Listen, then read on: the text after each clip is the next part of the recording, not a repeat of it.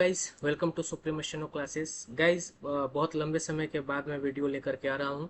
ये वीडियो लाना भी बहुत ज़्यादा ज़रूरी था, तो मैं किसी तरीके से अपने बिजी शेड्यूल में से ये वीडियो लेकर के आ रहा हूँ। ऐसे मैं टेलीग्राम पे एक्टिव रहता हूँ, टेलीग्राम जो ग्रुप है उसमें एक्टिव रहता हूँ। लोगों को कुछ भी क्यूरी होती है तो लोग वहाँ पे पूछते हैं और मैं बेहिचक जो है जितनी हो सकता है मदद करने के लिए रेडी रहता हूँ, क्योंकि मुझे पता है कि आज के इस दौर में एक गवर्नमेंट जॉब पाना कितना डिफ़िकल्ट है। और हर बच्चे का ये सपना है कि हम कम से कम एक गवर्नमेंट जॉब ले, ताकि अपनी लाइफ सिक्योर करे और अपने माँ बाप का जो है जीवन सफल कर पाए। तो चूंकि मुझे इस जो वैकेंसी जो निकाली गई है हाईकोर्ट पटना के द्वारा जो है कंप्यूटर ऑपरेटर कम टाइपिस्ट की, तो मुझे इसकी जानकारी है। मैं इसमें अपीयर्ड हो चुका हूँ एग्जामिनेशन में, ठीक है। और इसलिए मैं सोचा कि मैं आप लोगों को हेल्प कर दूँ। मेरा इस वीडियो बनाने का ना तो व्यूज़ पाने का कोई मोटिव है, मैं डिक्लेयर कर देता हूँ। ना तो मेरा चैनल मोनेटाइजेशन है ताकि मैं उससे पैसा कमा सकूं, ऐसा भी कुछ नहीं है, ना मैंने कर रखा है और ना मेरा ये ख्वाहिश है, ठीक है। मैं बस ये चाहता हूँ कि जो चीज़ें, जो तकलीफ हो एक दौर पे हम लोगों ने देख ली है, वो आगे आने वाली जनरेशन ना देखे। वो आगे आने वाला जो है, जो भी हमारे जूनियर भाई बंधु हैं, उनको ना फेस करना पड़े और वो थोड़े से उनको सहूलियत हो जाए। बस ये इसलिए मैं वीडियो बना रहा हूँ और काफ़ी लोगों का ये रिक्वेस्ट आ रहा था कि एक सारी चीज़ें क्लियर करते हुए आप बना दीजिए, ठीक है। तो बिना किसी देरी का शुरू करता हूँ इस पे वीडियो बनाना कि क्या है। इसमें एक्चुअली हम लोग तीन चार चीज़ों पे बात करेंगे, ठीक है। पहला जो बात करेंगे कि ये प्रोसेस कैसे है, इसका क्या प्रोसेस है, ठीक है। दूसरा, एग्ज़ाम पैटर्न क्या रह सकता है या क्या हो सकता है, ठीक है। किस तरीके के एग्ज़ाम पैटर्न में क्या चीज़ें जो है आस्क की जाती है, ठीक है।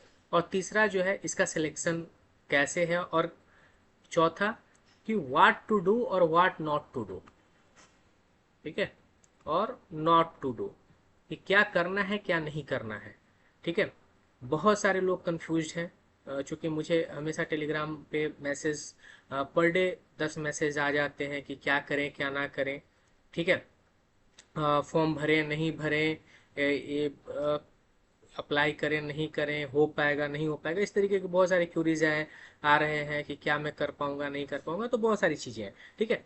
तो बेहिचक मैं शुरू करता हूँ। तो ये जो वैकेंसी जो है 10/4/26 को निकली थी और 17/4/26 से यानी कि 17 अप्रैल से फॉर्म ऑनलाइन अवेलेबल, मतलब फिल करने के लिए ओपन हो चुका था वेबसाइट पे। और इसकी लास्ट डेट जो है 16/5 तक है, पेमेंट करने की डेट जो है 19/5 तक है, ठीक है। Date of examination to be notified letter लिखा है, लेकिन आप ये मान करके चलिए, ठीक है। चूंकि जब 2022 की मैं ये करूँ, 2022 की, तो वैकेंसी निकली थी फरवरी में अप्लीकेशन के लिए, मार्च मिड तक टाइम था अप्लाई करने के लिए, मई मिड में एग्ज़ाम ले ली गई थी, ठीक है। एकदम क्लियर कट मई मिड में एग्ज़ाम ले ली गई थी, ठीक है। उसके बाद जो है टाइम लगा था रिजल्ट देने में, ठीक है, कोई दिक्कत नहीं है। उन्होंने रिजल्ट जो है आपका अगस्त के आसपास में रिजल्ट आया था, ठीक है। फिर इंटरव्यू और डॉक्यूमेंट वेरिफिकेशन सितंबर में हुआ था और उसके बाद अक्टूबर में फाइनल रिजल्ट दे दिया गया था।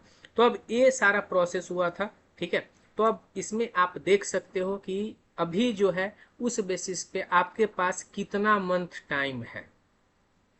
मैं ये नहीं कह रहा हूँ कि एग्जैक्ट हो जाएगा, ठीक है, मैं ऐसा कोई क्लेम नहीं कर रहा हूँ, लेकिन आप देख सकते हैं कि एग्ज़ाम पैटर्न जो है उठा करके देख सकते हैं कि हाईकोर्ट पटना की क्या एग्ज़ाम पैटर्न रही है, किस तरीके से कितना क्विक या कितना लेट एग्ज़ाम लिया गया है।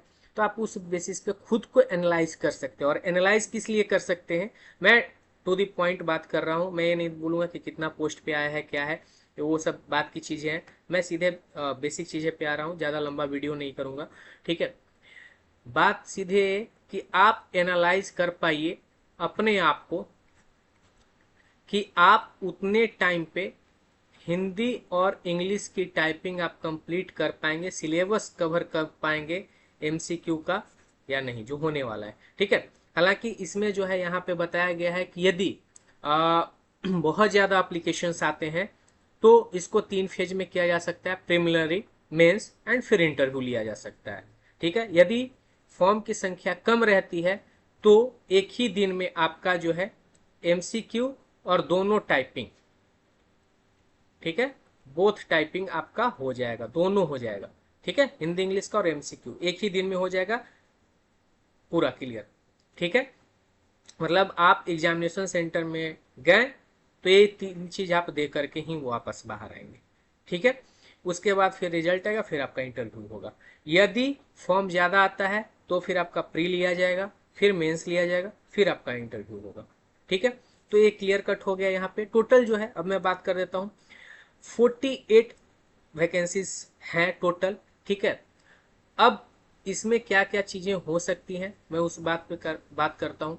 तो यहाँ पे देख लीजिए, जैसा कि बताया गया है कि क्या है, बहुत लोगों का ये भी था कि क्या किया जाए, तो 22+1, ठीक है, बैकलॉग जो है डिसेबल्ड कैटेगरी के लिए एक जो है यूआर में, तो 22+1 23 वैकेंसी यहाँ पे है, 7 इधर है, ठीक है।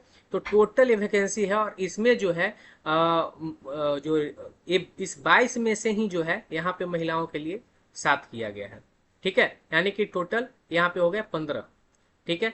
4 है, 4 में से एक जो है महिलाओं के लिए रिजर्व है, तो 15 सीट जो है आपका 47 मान करके चलिए, 47 में से 15 सीट जो है महिलाओं के लिए रिजर्व है, आपके पास बचते हैं 32 सीट्स, ठीक है। +1 में बैकलॉग चूंकि लोकोमोटर डिसेबल्ड कैटेगरी के लिए है तो उनका वो फिक्स है, तो उसमें मैं कुछ नहीं कर रहा हूँ, ठीक है। 32 सीट्स हैं आपको यहाँ पे, ठीक है, जो बॉयज हैं उनके लिए। फीमेल के लिए आपके पास 15 सीट्स हैं, ठीक है, आप इस पे बात कर सकते हैं। अब इसके बाद जो है आगे के प्रोसीड्योर को देखा जाए कि क्या है, तो कौन भर सकते हैं, तो ये नेशनलिटी, कैरेक्टर वगैरह ये सब है, मटेरियल स्टेटस, फिजिकल फिटनेस, इस सब पे मैं नहीं जा रहा हूँ। एज लिमिट जो है अनरिजर्व के लिए 37 ईयर्स है, बाकी अनरिजर्व ईडब्ल्यूएस के लिए फीमेल के लिए 40 ईयर्स है, बीसी एबीसी के लिए 40 और एससी के लिए 42 ईयर्स है, ठीक है। अब बात मैं इसके बाद जो कर रहा हूँ, रिजर्वेशन का परसेंटेज वगैरह दिया हुआ है, ये सब देख लीजिएगा, ठीक है। यहाँ पे जो है लोगों का है कि कास्ट सर्टिफिकेट, डोमिसाइल, परमानेंट, इसमें एक चीज और पूछा जा रहा था कि क्या रेसिडेंशियल सर्टिफिकेट है, डोमिसाइल सर्टिफिकेट है, तो जी हाँ, बिहार में या कहीं भी जो रेसिडेंशियल सर्टिफिकेट होता है वही डोमिसाइल सर्टिफिकेट भी होता है, ठीक है। तो उसके लिए आप दोनों एक ही सर्टिफिकेट होता है, तो आप देख सकते हैं, ठीक है। ईडब्ल्यूएस का देख लीजिए, यहाँ पे दिया हुआ है, इनकम एसेट सर्टिफिकेट वगैरह दिया हुआ है कि आपके पास वो होना चाहिए, ठीक है, करेंट का। चूंकि एक फाइनेंशियल ईयर के बाद जो है ईडब्ल्यूएस चेंज हो जाती है, तो आप जो चूंकि अप्रैल से हमारी फाइनेंशियल ईयर शुरू हो जाती है, ठीक है, तो अप्रैल 2026 का जो है ईडब्ल्यूएस आपको चाहिए होगा इसमें, ठीक है, करेंट का। अब बात करते हैं यहाँ पे मोड ऑफ सिलेक्शन, जो मैंने बात कर दी कि रिटन टेस्ट, ठीक है, एमसीक्यू, इंग्लिश टाइपिंग और हिंदी टाइपिंग ये चाहिए होगा। ये जो है आपका 50 नंबर का है, ये 100 नंबर का है, ठीक है, और हिंदी टाइपिंग भी 100 नंबर का है। अब इसमें बहुत सारी चीज़ें कन्फ्यूजन है लोगों को कि मैं कर पाऊंगा नहीं कर पाऊंगा, इतना टाइम है। तो भाई एक चीज़ है कि यदि आप टाइपिंग जानते हैं इंग्लिश का, ठीक है, तो इंग्लिश का आप, ठीक है, मेहनत कीजिएगा 2 महीना, तो अभी आप मान लीजिए कि 25 पे हैं, ठीक है, 25 WPM आपकी स्पीड है, तो आप 40 WPM पहुंच सकते हैं, ठीक है, इंग्लिश में पहुंच सकते हैं। बात रही हिंदी की, यदि हिंदी आप नहीं जानते हैं, ठीक है, यदि आपको लग रहा है कि आप कर लीजिएगा 2 से 3 महीना में, ठीक है, तो वेल एंड गुड है, ठीक है, कर पाए तो बेटर है। लेकिन मेरा जो एक्सपीरियंस बोलता है कि हिंदी टाइपिंग जो है इतनी इजी भी नहीं है कि आप जो है 35 WPM का जो है 2 से 3 महीना में आप लेकर के आ पाए स्पीड को, यदि आप नहीं जानते हैं। तो जो जानते हैं उनके लिए मैं नहीं कर रहा हूँ, जो जानते हैं, जो पहले से कर रहे हैं, उनका स्पीड है 20 WPM या 25 WPM, तो वो पहुंच सकते हैं 35 WPM पे, ठीक है। लेकिन जो नहीं जानते हैं उनके लिए इतना इजी है, रहने वाला नहीं है। और केवल आपका टाइपिंग से मतलब नहीं है कि आपने जो है टाइप कर दिया, ठीक है, नहीं, आप देखिएगा इसमें आगे बताया गया है, हाँ देखिए यहाँ पे कि 90% इंग्लिश टाइपिंग में एक्यूरेसी चाहिए मिनिमम, ठीक है, और हिंदी में चाहिए 85% चाहिए, ठीक है, ये मिनिमम है। लेकिन चूंकि पोस्ट कम है, कट ऑफ हाई जाती है, ठीक है, तो आपको एक्यूरेसी के साथ स्पीड भी रखना पड़ेगा, यानी कि कम से कम बैक स्पेस का यूज कीजिए। ठीक है, मैं ये नहीं कर रहा हूं कि मत कीजिए, कम कीजिए, न के बराबर कीजिए। कोशिश कीजिए कि ना ही यूज करना पड़े, लेकिन एक आध यूज करना पड़ता है तो भी कोई दिक्कत नहीं है, लेकिन इसमें आपको रखना पड़ेगा। ठीक है, चूंकि ये दो पोर्शन ऐसा है कि लोग 200 में 200 भी लेकर के आएंगे। ठीक है, 200 में 200 लेकर के आएंगे। 50 का 40% हो गया 20, 220 हो गया। अब इसके आगे आप सोच लीजिए। ठीक है, तो मैं इसलिए बोल रहा हूं कि आप ध्यान से इसको कीजिए। यदि आप कर सकते हैं तो, नहीं कर सकते हैं तो ऐसा नहीं है कि पॉसिबल है कोई सिलेबस कवर करना है आप कर लीजिएगा, नहीं। आपका ए मात देगा, और ए मैं नहीं कह रहा हूँ कि बहुत बड़ा वर्ड देगा या कुछ बड़े वर्ड रहेंगे छोटे वर्ड रहेंगे, मैं इस पे नहीं जा रहा हूँ। मैं इन एन एवरेज की बात कर रहा हूँ कि आपको एग्जामिनेशन में यदि मांगा गया है जो टाइपिंग के लिए जो करेक्टेरिया है इंग्लिश टाइपिंग और हिंदी टाइपिंग का, ठीक है, कि जो भी होनी चाहिए 30 WPM होनी चाहिए, 35 WPM होनी चाहिए, ठीक है, तो या 40 WPM होनी चाहिए, जो भी है, तो आपको मिनिमम जो है लेकर के जब एग्जामिनेशन में जाना है, ठीक है, तो आपको लेकर के जाना है इंग्लिश के लिए 40 WPM विथ 98 to 99% एक्यूरेसी। ठीक है, हिंदी में 35 WPM with same 98 to 99% accuracy. ठीक है, दूसरी बात, आपको लग रहा होगा कि आप घर पे ये कर ले रहे हैं, आपकी इतनी टाइपिंग स्पीड है, आप कर ले रहे हैं। ठीक है, तो मेरा एक सलाह मानिएगा, कभी भी किसी भी कोचिंग में जब बहुत सारे बच्चे टाइप कर रहे हो, वहां पे जाकर के एक बार अपने आप को जज कर लीजिएगा। मैं नहीं कर रहा हूं कि आप नहीं कर सकते, आपसे नहीं होगा, मैं आपको एक रियल एक्सपीरियंस देना चाह रहा हूं। क्योंकि जब एक साथ 1500 1600 बच्चे का या 100 बच्चे का भी या 50 बच्चे का भी जब कीबोर्ड का बटन एक साथ जब गिरता है, तो आपको उस समय फीलिंग आएगी कि सबसे पीछे आप ही मार रहे हो, आप कितना भी तेज मार रहे हो। ठीक है, क्योंकि आपकी कानों में जो आवाज जाती है खट खट खट खट खट खट खट खट खट खट खट खट, तो आपको लगता है कि सबसे पीछे आप हो, सब बहुत तेजी से मार रहे हैं, और वहां पे आपको मेंटली बहुत स्ट्रांग होना पड़ता है। ठीक है, यदि आप वहां पे मेंटली स्ट्रांग नहीं है, ठीक है, आप अपने आप को काम एंड कंपोज नहीं किए हुए हैं, तो क्या होगा, एरर बहुत जाएगा। आप एरर एक्यूरेसी ठीक करने के चक्कर में बैक स्पेस का भरपूर इस्तेमाल कीजिएगा। ठीक है, और जब इस बैक स्पेस का इस्तेमाल कीजिएगा, आपका WPM वर्ड्स पर मिनट बहुत कम हो जाएगा। ठीक है, आप एक वर्ड यदि करेक्ट करते हैं तो आप 3 वर्ड पीछे जाते हैं। यानी कि यदि आप उस एक वर्ड जो आपकी गलती हो रही है, यदि उस गलती को इग्नोर करके यदि आप आगे बढ़ जाएं, तो आप 3 वर्ड उतनी टाइम पे मार लीजिएगा, 3 से 4 वर्ड मार लीजिएगा। ठीक है, लेकिन यदि आप उसको करेक्ट करने के चक्कर में रहते हैं कि नहीं मैं इसको करेक्ट कर लूँ, कोशिश सही कर लूँ, आप आगे नहीं बढ़ते हैं, तो आप 3 से 4 वर्ड पीछे हो रहे हैं। तो 1 मिनट में मान लीजिए कि आपने 5 वर्ड जो है करेक्ट किया, ठीक है, तो आप टोटल 15 से 20 वर्ड पीछे हो गए। तो आपकी WPM यदि आप 40 लेकर के वहां गए हैं, ठीक है, तो एक घटके जो है हो जाएगा 25 to 20 WPM। ये मैं फैक्ट बता दे रहा हूं, मैं कोई ये नहीं करूंगा कि मैं कोई संतावना यहाँ नहीं दे रहा हूं। ठीक है, मैं जो ओरिजिनल चीजें हैं मैं उसको बता दे रहा हूं, आपके सामने रख दे रहा हूं। ठीक है, बहुत सारे इसके पहले वीडियो आ चुके होंगे और आ भी रहे होंगे, मैं उस पर नहीं जाऊंगा कि कौन क्या कह रहा है क्या नहीं कह रहा है। मैं आपको रियल लाइफ एक्सपीरियंस दे दे रहा हूँ, और ऐसा नहीं है कि मैं सिर्फ 1 2 एग्जाम दिया और ऐसे ही हो गया है। ठीक है, कम से कम 15 से 20 बार तो बैठ चुका हूँ, केवल टाइपिंग, अलग अलग टाइपिंग एग्जाम में, चाहे वो स्टेनो का टाइपिंग एग्जाम हो, चाहे वो जनरल टाइपिंग एग्जाम हो, वो बैठ चुका हूँ। ठीक है, तो बहुत एक्सपीरियंस के साथ और बहुत ही कॉन्फिडेंस के साथ ये सारी बातें मैं कह रहा हूँ आपसे। तो आप देख लीजिए कि आप कैपेबल हैं, नहीं है, हो सकता है, नहीं हो सकता, खुद को जज कीजिए। आप घर में यदि कर ले रहे हैं, वेल एंड गुड है। जाइए एक बार किसी भी कोचिंग में, बोलिए कि सर सिर्फ हमको टेस्ट में अपीयर होने दिया जाए। आप जो भी उनका फ़ी है वो बोलिए कि सर हम पेड कर देंगे एक दिन का फ़ी, बस हमको केवल टेस्ट में अपीयर होने दीजिए। ठीक है, और वैसा जगह जाइए जहाँ पे कम से कम 10 से 20 बच्चे दे रहे हो टेस्ट एक साथ, उनके साथ बैठिए। ठीक है, जो भी मैटर आपको दिया जाता है वो टाइप कीजिए। आपको वहां पे लगता है कि हाँ हमसे हो जाएगा, आप बहुत अच्छे पोजीशन में। आपको लगता है कि नहीं कमी है, आपके पास टाइम है, आप सुधार कर सकते हैं।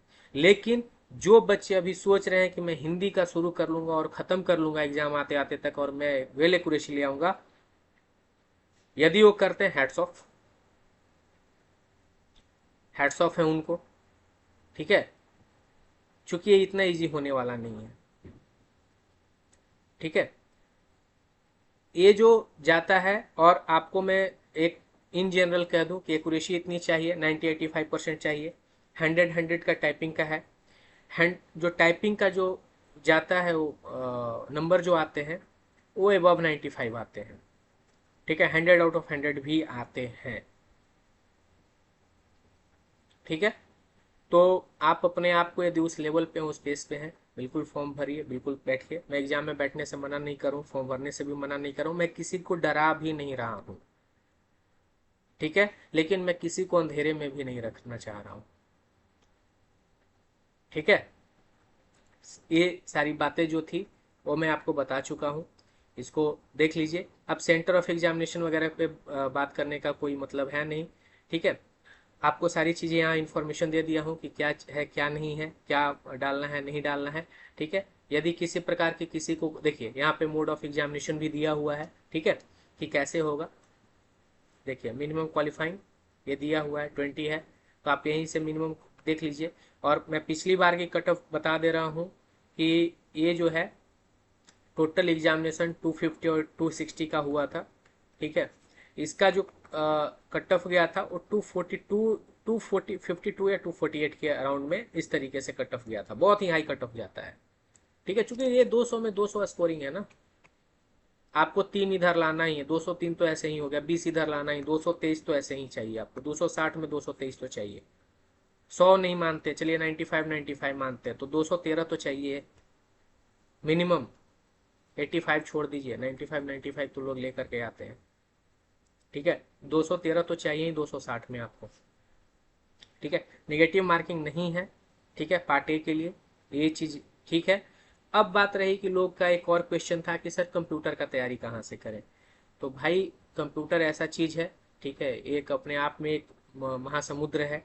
ठीक है, सिलेबस देख लीजिए, सिलेबस में क्या कहता है कंप्यूटर को लेकर के, कि ये जो है एसएस जो है candidate knowledge present today official work. ठीक है, तो कंप्यूटर अवेयरनेस जो आपको चाहिए, कंप्यूटर एब्रिविएशन आना चाहिए, टर्मिनोलॉजी आना चाहिए, फंडामेंटल्स ऑफ आने चाहिए। ठीक है, ऑपरेटिंग सिस्टम बेसिक्स आने चाहिए, बेसिक फंक्शनलिटीज आने चाहिए, MS Office Word Excel PowerPoint का। तो इसका जो शॉर्टकट कीज वगैरह है वो सब देख लीजिएगा, किससे क्या काम होता है वो देख लीजिएगा। इंटरनेट से आपके क्वेश्चन रहेंगे ही रहेंगे। ठीक है, नेटवर्किंग कम्युनिकेशन से थोड़े बहुत रहेंगे ही रहेंगे कि आईपी एड्रेस क्या होता है। ठीक है, HTTPS वगैरह ये सब का जो फुल फॉर्म वगैरह होता है ये सब देख लीजिएगा। सिक्योरिटी टूल्स क्या है, वायरसेस क्या कौन कौन से हैं, कौन सा वायरस किस तरीके से हार्म करता है, तो वो सब देख लीजिएगा। ठीक है, इसके लिए मैं रिकमेंड करूंगा, एक बुक आती है अरिहंत पब्लिकेशन की। ठीक है, अरिहंत पब्लिकेशन की है, परीक्षा मंथन करके आती है। ठीक है, परीक्षा मंथन। ठीक है, मैं ये नहीं बोल रहा हूँ कि इस बुक को पढ़ लीजिएगा तो आप पास कर जाइएगा, ऐसा कोई क्लेम नहीं कर रहा हूँ। देख लीजिएगा, अच्छी बुक है। इसके अलावा और भी लूसेंट की कंप्यूटर भी आती है, वो भी अच्छी है। ठीक है, उसको भी आप देख सकते हैं। इसके अलावा नेट पे भी बहुत सारे पीडीएफ्स वगैरह मिल जाते हैं, इजीली अवेलेबल हैं। ठीक है, तो वहाँ से आप इसको कर सकते हैं। हिंदी वगैरह के लिए जो है एक हिंदी सहचर करके ग्रामर की बुक आती है। ठीक है, तो उसमें आप ग्रामर का रूल्स देख लीजिएगा और उसके बेसिस पे जो एग्जाम्पल्स हैं उसको देख लीजिएगा। ठीक है, और सेट प्रैक्टिस कर लीजिए, मार्केट में तो बहुत सारा सेट प्रैक्टिस मिलता है। ठीक है। तो सेट प्रैक्टिस कीजिए, इसका देख लीजिए, या टेक्स्ट बुक वगैरह पे भी अवेलेबल है, वहाँ से कर लीजिए। ठीक है। तो ये रहेगा। ठीक है। तो ये सारा चीज हो गया। ठीक है। होप सो आप लोग का जो भी क्यूरी होगा वो मैं कंप्लीट कर पाया हूँ। बात बाकी रही यदि इंटरव्यू वगैरह की, कि इंटरव्यू वगैरह में क्या पूछा जाएगा क्या नहीं पूछा जाएगा। ठीक है। तो ऐसा कुछ नहीं है, आप जाइए इंटरव्यू में, अपना सिलेबस कंप्लीट करके जाइएगा, जो भी ऑनर्स किए हैं आप उससे रेडी रहिएगा। हाई कोर्ट के बारे में थोड़ा बहुत देख लीजिएगा। ठीक है। और जो भी क्वेश्चन पूछा जाए, मैं यही बोलता हूँ कि यदि आपको आता है क्वेश्चन, तो आप आंसर आता है क्वेश्चन का, ठीक है, तो आप उसका जवाब दीजिए। यदि नहीं आता है तो बेझिझक बोलिए कि सर मैं अभी रिकॉल नहीं कर पा रहा हूँ। ठीक है। ये आप, चूंकि ये ऐसी जॉब नहीं है कि आप गोल गोल घुमा के इंटरव्यू में जवाब दे दीजिएगा तो आपकी सिलेक्शन हो जाएगी। ठीक है। जो फैक्ट है मैं वही बोल रहा हूँ, बाद बाकी आप पे रेस्ट कर रहा है, मैं ऐसा नहीं क्लेम कर रहा हूँ। ठीक है, कि आपको यही बोलना है। आपके अंदर वो कॉन्फिडेंस होना चाहिए अपने सब्जेक्ट को लेकर के, आप अपने आप को लेकर के, कि और जो चीज़ें आप जानते हैं, नॉलेज जानते हैं, वो कि आपसे जब पूछा जाए तो आप बेझिझक उसका जवाब दे पाए। ठीक है। तो होप शो आप लोग को अच्छा लगा होगा, आप लोग को जो इन्फॉर्मेशन चाहिए वो मिली होगी। तो थैंक यू मेरे साथ जुड़े रहने के लिए। इतने लंबे समय तक मैं वीडियो नहीं डाला इसके बाद भी, थैंक यू सो मच। ठीक है, मिलते हैं नेक्स्ट वीडियो में। होप सो टाइम मिलेगा तो मैं कवर करूँगा।